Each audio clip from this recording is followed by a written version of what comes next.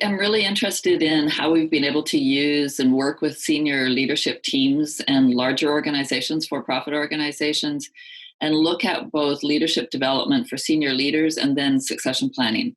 Mhm. So we worked with a pretty large manufacturing company with plants in 3 Western provinces in Canada. And remember, we started with the leadership team, about 22 people, senior leaders from a couple of divisions within the organization, and just the interest about both their individual results using HPTI and also the team results. Mhm. And they were a great group to work with because they were really open to the idea and really prepared to experiment and to look at some options and how an assessment might be useful for them, both in their own careers, but in the people that reported to them. So that was one of the first team reports we did for-profit. And it was funny, I was just looking at it the other day and sort of the diversity of the results and kind of how we were able to put together a team building session and some self-awareness and some understanding based on that report. So what do you think, because when we were doing that, what did you see as the opportunities for that?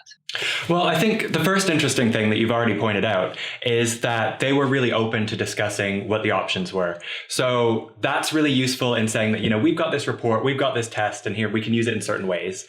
But you really need that knowledge and that expertise from them to talk about what their questions are about the organization or the teams or the leadership team, or what stuff that they see going on in the organization and what questions they want answered or problems that they want to solve. Because having that kind of internal expertise from them gives you a lot more flexibility and freedom for what you can do.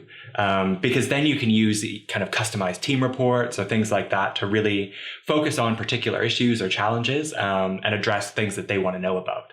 So it really makes the reports a lot more powerful when they've got that insight that you can build on and say, okay, well, if you're looking for this, here's how we test it. Here's how we build it into an assessment. And then here's how you can use it in your succession planning.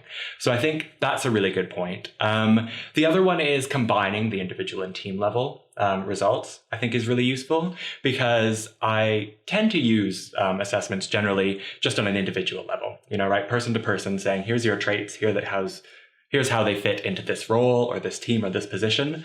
I find it so interesting to look at the team dynamics and the group dynamic level of it, to say this is how within a team or within an organization or on the board, these traits will interact. Because if you have that information about the environment that a person's in, or maybe how the organization wants to change, you can get so much more insight into how that's actually going to work and maybe what they want to do to make or implement change. Yeah, and the interesting thing with that group of senior leaders was that, first of all, at the VP level, he was really interested and curious. And when you looked at his results, he had many of the senior leadership traits in the optimal range that you'd be looking for. But the whole group was really curious. They were open to ideas.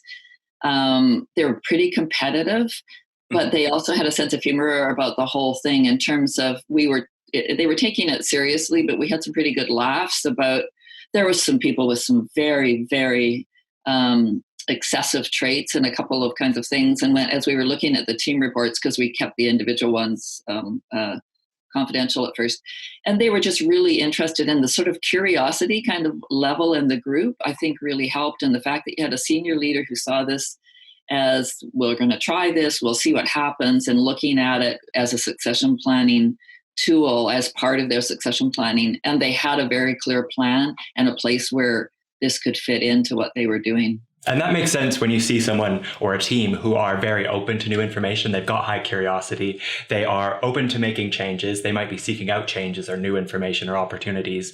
Sometimes that makes it a lot easier when within the team, they are very open to change. And in some cases, driving that change themselves. Because, sometimes when you have a group who is on the opposite level, who has relatively low curiosity, they may be a lot more resistant to change. And sometimes, even if you have a mixed group, of kind of high and low curiosity, sometimes you can get certain people who are driving that change or bringing people along, especially if they've got that shared expertise of the industry and the organization. They can kind of translate, someone's external opinion about personality traits and how you're using it to the people in the team who might be detractors. But, in this case and a lot of other cases, we see the teams tend to be fairly cohesive and very, very clear in what they want to do. So there's not always that high level of resistance. But, it's good to know what those individual traits are on the team and who's going to be kind of most pushing for change or who's going to be a bit resistant to it, and how to manage that.